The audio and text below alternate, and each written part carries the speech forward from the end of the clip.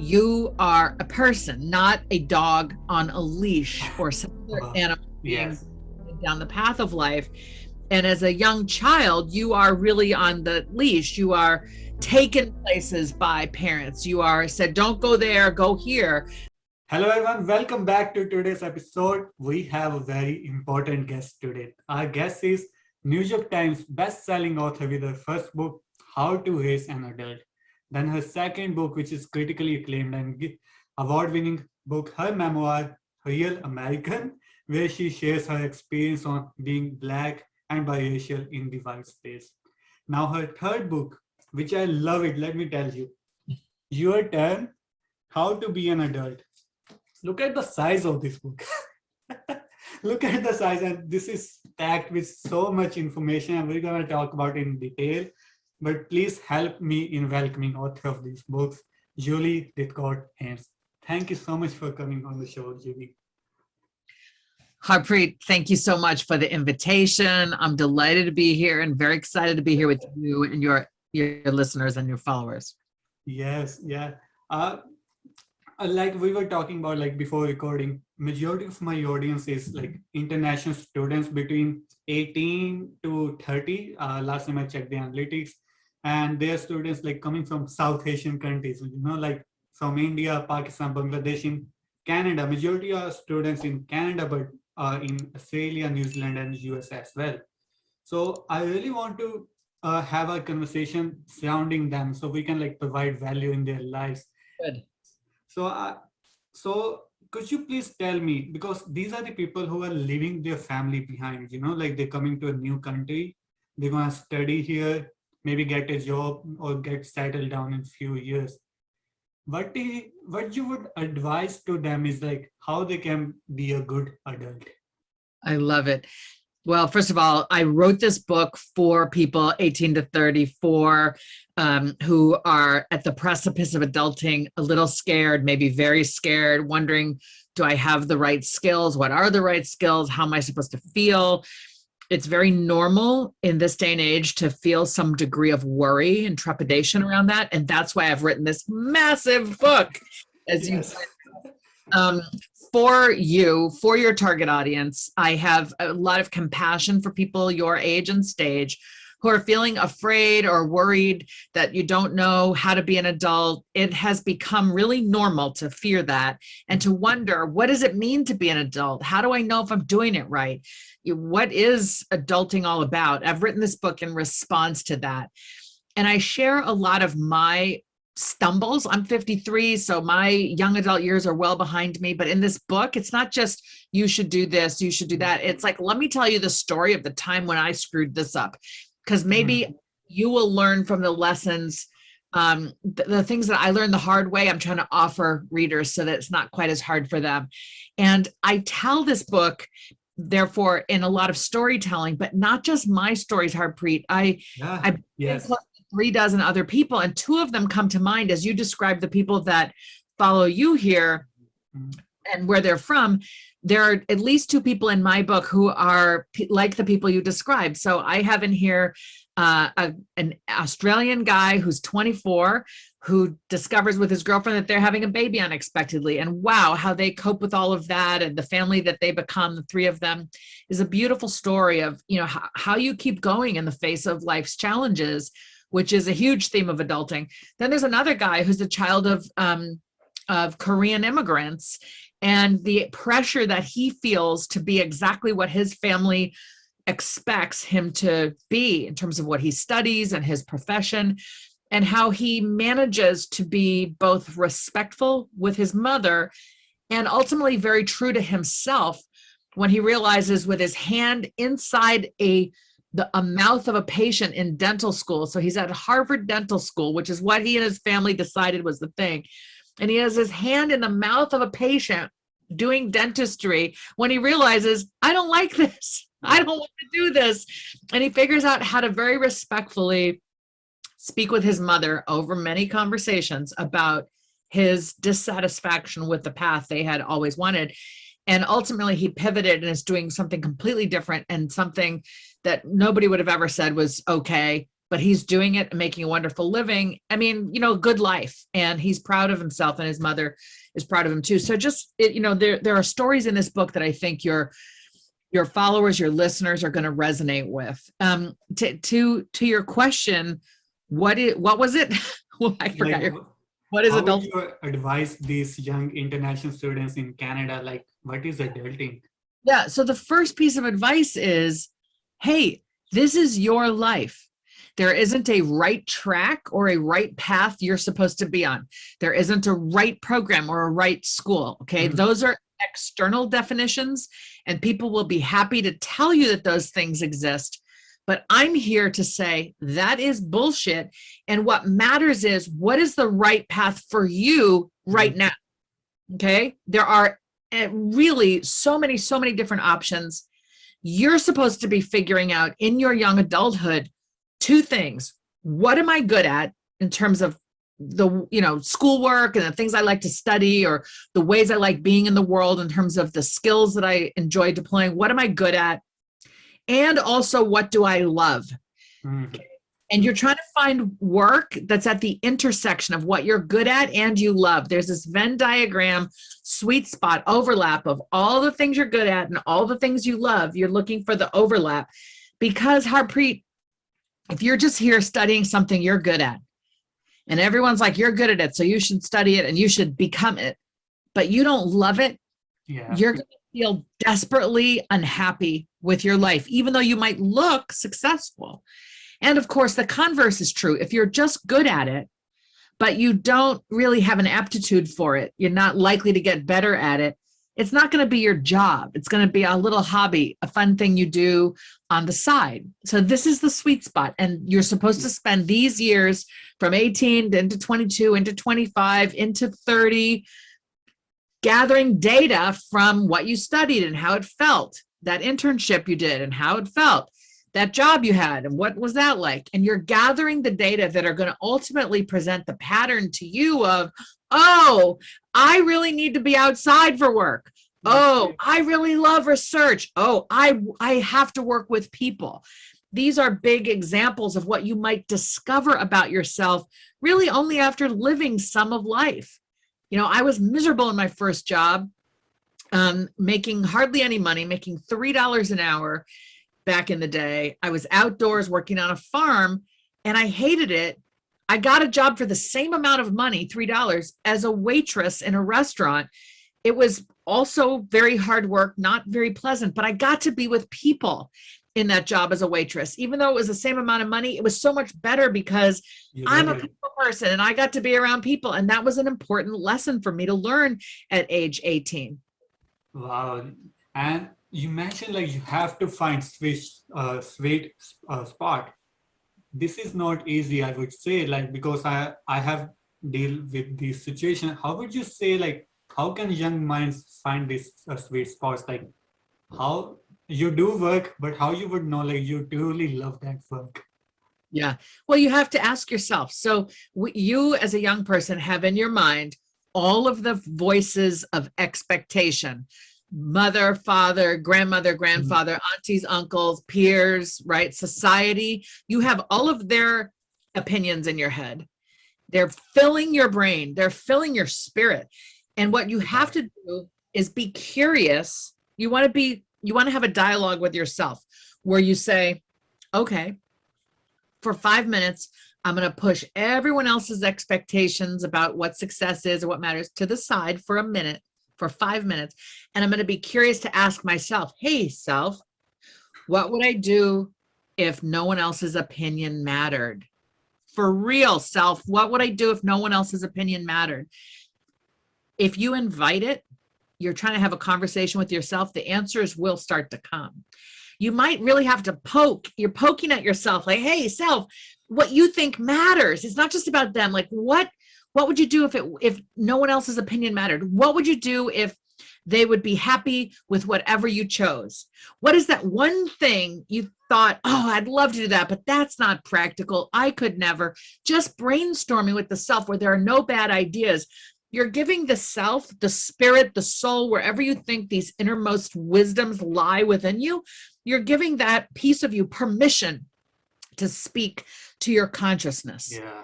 And then you have to write down what you hear in a diary somewhere or in your phone somewhere private where you can be like, and then you have to, over time, develop the courage to say, well, I'm actually interested in this. I think I might actually, and you have to have the courage to be more curious. Well, what might I do in furtherance of that? Why couldn't I? Maybe I could give it a try. And so it's really about a dialogue with yourself and then giving yourself permission to follow up on whatever you hear. Yes, I love it. And like you mentioned, you shouldn't worry about the expectations of people around you. And you also like give the example earlier of the Korean student. I want to talk about like in the Asian culture, like the Korean student, we usually like live in a family, joint family where generations of family live together, right? Like grandparents, parents, and kids. And usually like senior people in the household love to micromanage the kids' decision, their grandchild decision. Okay, you have to go. Like in our society, either you are engineer, doctor, or lawyer. So how would you say like, and this is like not just common in the Asian culture, this is common at every household, at every race. What do you think, like at what extent is that acceptable? Like micromanaging everything of your sibling, of your child's, okay, you should do this, you should go for it. Well, every family is different, and yet there are these commonalities. And I want to be very respectful of family and cultural values that say parents should tell a child what to do. Child should listen to parents. At the same time, my vantage point is you are a person, not a dog on a leash or some other animal being down the path of life. And as a young child, you are really on the leash. You are taken places by parents. You are said, don't go there, go here. They're really steering you and guiding you. And at some point that ends. At some point, we want that to end. At some point, we become the parent raising the next generation and we're looking after the elders, right? We don't want to be a dog on a leash forever. So you have to ask yourself, okay, when am I, given my financial circumstances, given my family situation, when am I going to be ready to go a little bit off leash? Okay, where you're going to, maybe it's 18, maybe, for a lot of us, it's, I need to be financially independent of my family so that I can make my decisions. And if they don't like it, it's not like they can cut me off financially. If you come from people with money, they will try to do that. So what you want to get is more financially independent, so that you have the standing to say, you know what, folks, I love you, I respect you, I appreciate you, and I'm going to go in this direction because this is what makes me feel real curiosity and engagement in my work and joy. And you may not understand it, but I hope you know that I love you and I know you love me. And even if you can't understand it, I hope you can be happy for me that I am finding my way. And this is a conversation we can have with greater confidence the older we get and the more financially independent we are. If you are totally dependent on your parent financially, one of the first things they're going to say is, that's all well and good, but as long as you're living under my house, it's going to be more rules and you need to be a doctor. So if you don't want to be a doctor, one of the first things you need to do is say, okay, where am I going to move to? What kind of job am I going to get so I can pay my rent, so that I can be independent and free and not have to go to medical school just because my parents are controlling every aspect of my life. Oh, love it. And you mentioned now just like you gave a beautiful example of a lease.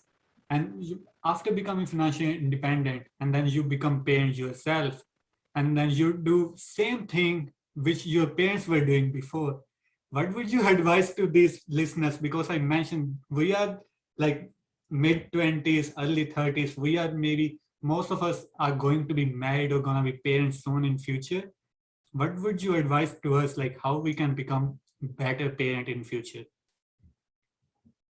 Well, you want to take your own memory of what you have felt like as a child and see if you can write down 4 or 5 things your parents did that you think was good, and 4 or 5 things that you would not like to repeat, things you'd like to do differently. And write those down somewhere where you're going to be able to reference them. You know, you may say, my parents put so much pressure on me to be a this.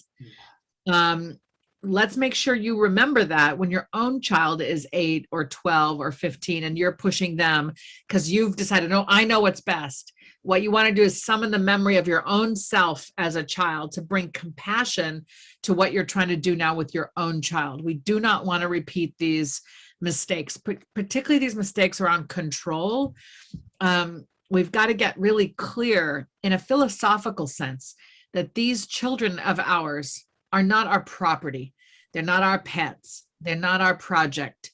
They're not the evidence of our worth as a human. They are a different human being. They have their own journey. They have their own gifts. They have their own challenges. We're supposed to provide them with food and shelter and love and get out of their way so that they can figure out, what am I good at? What do I love? And what do I want out of this life? It's really empathy for our own children when we have them, empathy based on our own experience as a child who may have been too forcefully handled. Wow. And what would you say, like, then because at the young age, like for our kids, we're gonna actually like do manage where they're going because they don't know that much. But at what age we should start backing up, or like now let's have them do their own and let's have them to figure out their own life? Well, Harpreet, it really begins when they learn how to walk. Wow. Okay.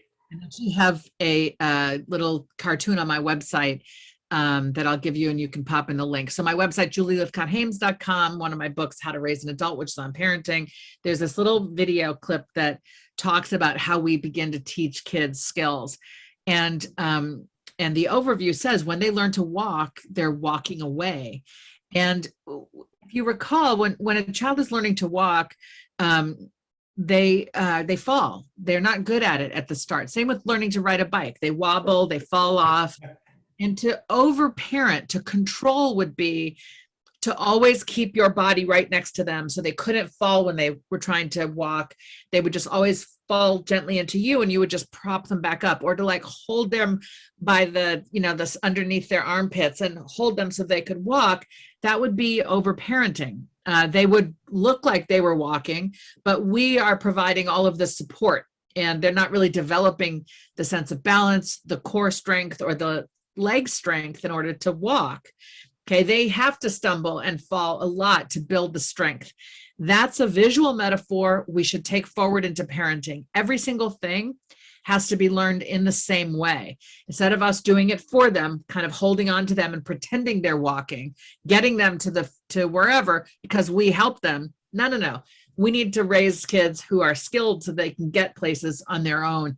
And so learning to walk, which happens around age 1, is really the beginning of that skill development where we don't want to do it for them. We want to make sure the environment is safe. They're not going to try to walk and fall into a very sharp object. Our job is to keep the environment safe so that they can practice the skills. And the older they get, the more, it's learn to walk across your kitchen floor to learn to cross a street. They have to be taught to cross streets. They have to learn how to use the stove instead of, I could never let them use the stove. It's so dangerous. Well, at what point do you think your concern about safety will be overridden by the embarrassment that your kid doesn't know how to make a meal? I just met somebody the other day who's still cutting food for her 15-year-old son. And she says, Julie, I know I shouldn't. I'm like, yeah, no, you shouldn't. 15, he should be able to cut his own food. And this is an able-bodied person. This isn't a child who has a physical disability. She's like, well, it's just easier if I do it. And he complained like, hey, mom, cut my food. And I just looked at her like, what the are you doing? You are undermining this kid's chances to be a healthy, thriving adult because you're cutting his food, which is something he should have started doing when he was 7. And now he's 15. What else can't he do? So it's all along is the point. You don't just start.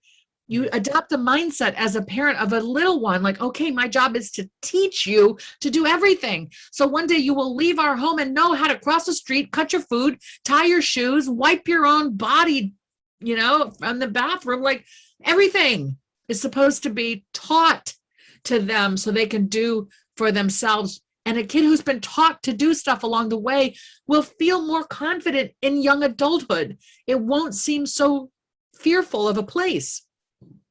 Wow. And what you advise to that woman, like if it's very hard to the parents to, if they can't help it, how can they even start with, because it's just very hard to do that.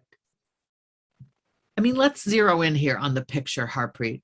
We have a 15-year-old able-bodied person whose parent is leaning over the dinner table and cutting his food. Okay, it's absurd, right? We can all, I think, agree to that. It's infantilization, you know? Yeah. It's like, or it's this excessive privilege where it's almost like, well, I have a limo driver who drives me everywhere, and I have a maid who cleans up after me, and now my mother's like my valet who just cuts my food and is going to stick it in my mouth. What kind of life is that? It's not a life. So what I would say is two things. Number one, that parent needs to get right with herself, probably through some therapy, about why am I controlling my kid? Why am I acting like my kid is so helpless? She probably feels needed, useful, helpful, which is so important to her that she's going to go for that feeling instead of recognizing, but I'm undermining my kid because he can't cut, things. All right. She's got to get some therapy, good conversation around, why am I doing that to my kid? And then I think her kid is also complacent. The kid's like, I'm just going to sit back while mom cuts my meat. We've got to say to him, hey, kid, yeah, this is all nice and helpful, but just like you learn to wipe your own butt, you have to learn to food. And because one day you're going to be out in the world with some friends at a pub, at a bar, at a restaurant, and you're going to pick up the knife and realize, oh my gosh, she said her kid, when he picks up a piece of meat, he takes a fork and just puts it in the whole piece and lifts it to his mouth like a caveman.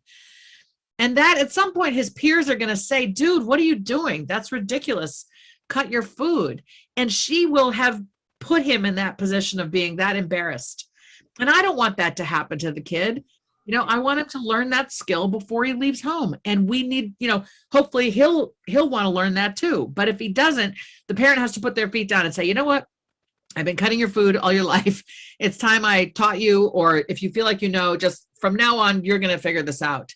You have to put an end to it, hopefully by doing some teaching. Certainly if it's across the street, you don't just go from, I'm going to carry you across the street to, I'm going to set you down. Good luck. No. You're supposed to, after doing it for them forever, you're supposed to teach them to do it and then watch them do what you've taught, to be there just in case a car comes by if they're trying to cross the street. And then finally they can cross the street on their own. It's really a 4-step method. First, you do it for them, then you do it with them, teaching them, then you watch them do it just in case, and then they can do it independently. This 4-step method applies to every single skill. So important. I love it. And there are so many stories like this in your book, and these are the real stories. And this is one of the things I really love, because people say you really learn fast from the other people's mistakes. And from this story, you see what these people did wrong, what they did right, and how their life got impacted by their decision. There are so many stories, and I'm just curious on how you gather so many stories. Like people come to you with the stories, or you interview them. Like how you find all these stories and put it in one place. Well, Harpreet, I'm a people person. I like people. I like listening to people's stories. I care about what they're experiencing. People all my life have told me they feel safe around me. They feel they can open up to me. So I think I deploy that as I'm writing a book like this. I listen for good stories out in the world. So for example, as you know, because you've been reading the book, chapter 2, which is on fending for yourself, the basic life, body, take care of your belongings, take care of your bills, get your own place. One of those stories is from a guy named Levi, who was my Lyft driver. My car broke down 2.5 hours from home. And the best solution, it was me and my family. My husband stayed with the car, got a tow truck, but the tow truck couldn't fit the rest of us. So we got a Lyft home. And the driver, who's this 23-year-old dude, said to me at some point, we're talking about what do you do? What do you do? He's a student in community college. I'm writing this book and on adulting. He's like, oh, my parents told me I had to be up and out by the age of 18.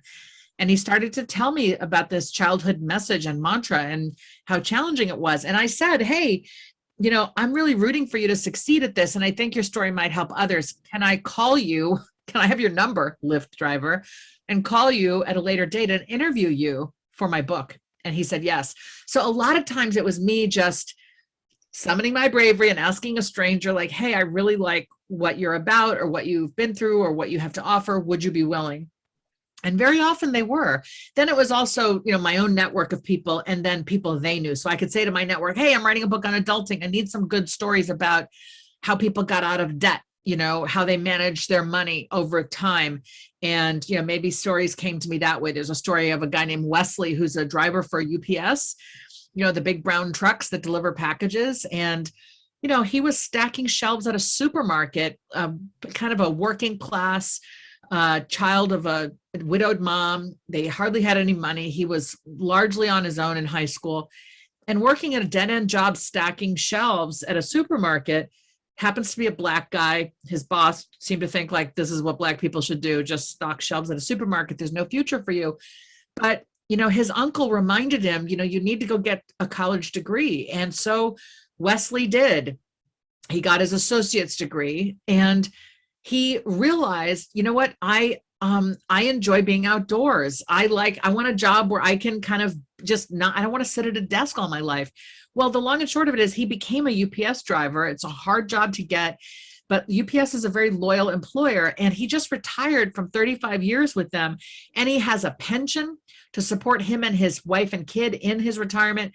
He has health insurance. He's bought a second home with the money he earned as a driver for UPS. And this is just a lovely example of a path somebody took that was so much more financially secure than his upbringing and the hard work and choices he made to get himself there. And there's a lot of people listening like, I don't want to be a UPS driver. Well, fine. I'm not saying you have to be, but if you like to be up and down, outdoors, constantly on the go, if you love driving, maybe UPS turns out to be a great employer for you in the immediate term and in the long run. So I try to give all these different examples of how life is lived. And every one of my pages has been on a journey and is in a better place than they were. And in the book, I'm trying to chronicle what they went through.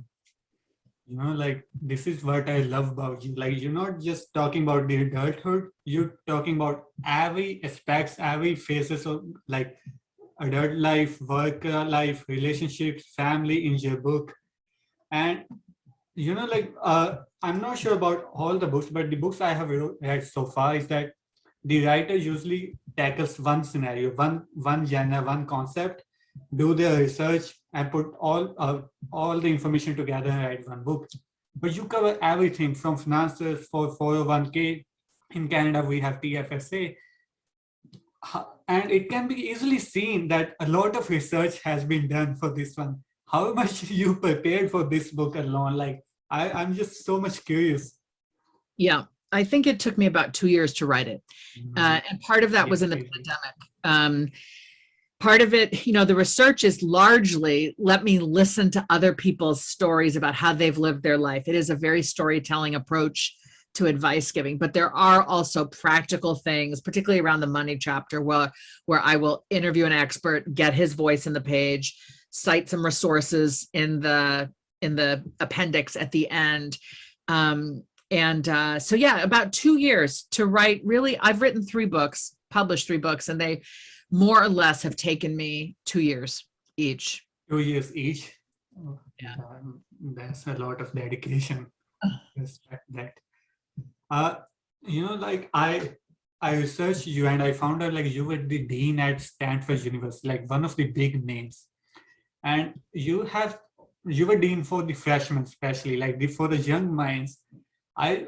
May I ask, did you feel any changes come for the young people at that time, between 18 and 25, and young people today between 18 and 25? Did you think anything changes in their core behavior, or in which direction you think the young generation is going today? I think the years 18 to 22 are years of greatest growth, unparalleled outside of ages 0 to 2. So 0 to 2, we just do so much growing. We go from being a Yes. help to being a person who can be mobile and walk and run and have language, maybe 0 to 3. And there's so much change that's so rapid. And I think my anecdotal experience is it happens again, 18 to 22. There's, you're leaving home typically, or really behaving differently vis-a-vis with your family. Even if you are still at home, you've got new classes and mentors and peers, and there's an excitement of ideas and discovery, having access to all kinds of topics you didn't have access to in secondary school, because a secondary school can only teach so much, whereas a university, if that's where you are, just has this broad panoply of subjects you can take a class in, or decide to make your major, your focus, your concentration. So it's a very combustive period in a good sense. And I think that's when it's not the first opportunity, but it's another major opportunity to say, wait a minute, who am I? Yes, yeah, I do. What am I good at? What do I love? I mean, I think we have those conversations with ourselves when we're younger. In fact, one of the interesting things in this book, Harpreet, is the number of people who had a real aha moment when they were 14.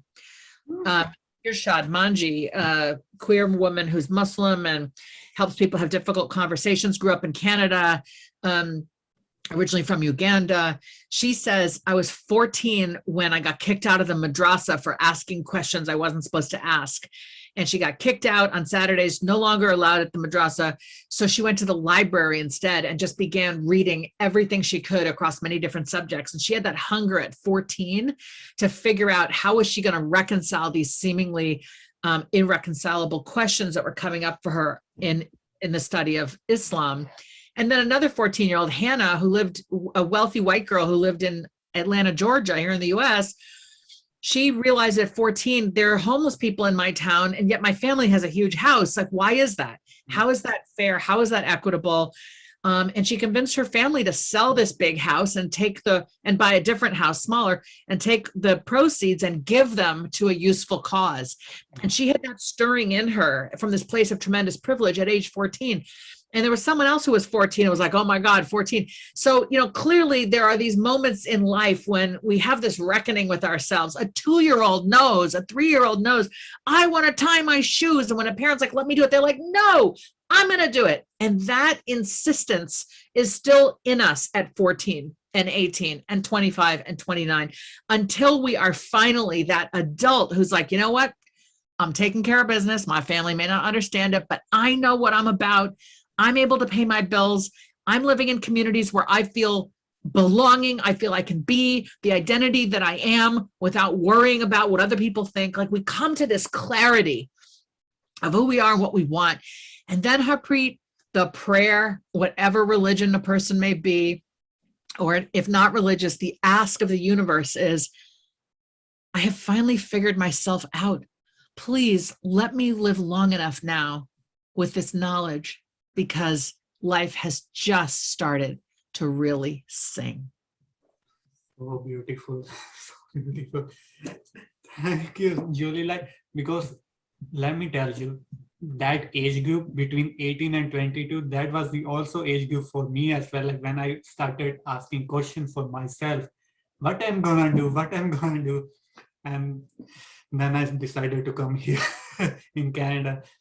So that was also one of the major decisions I took in my life. Are you doing what you want to do? I started, now I'm alone. I read your story. You mentioned at the age of 27 in probably 1995, you were doing your best. You had a good job. As a lawyer, yes. Yes. And you were getting praise for your achievements from the people around you. And you were also financially and emotionally supported by your parents. I'm in that scenario now. I'm always being okay, financially and everything. My parents love me. They always bring everything that could bring happiness in my life.